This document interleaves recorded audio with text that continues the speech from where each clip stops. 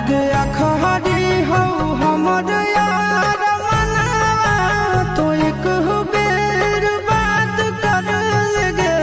आगे सुनाया रवा हो भरती पटनवा में आके मुलाकात कर लगे आगे सुनाया रवा हो भरती पटनवा में आके मुलाकात कर लगे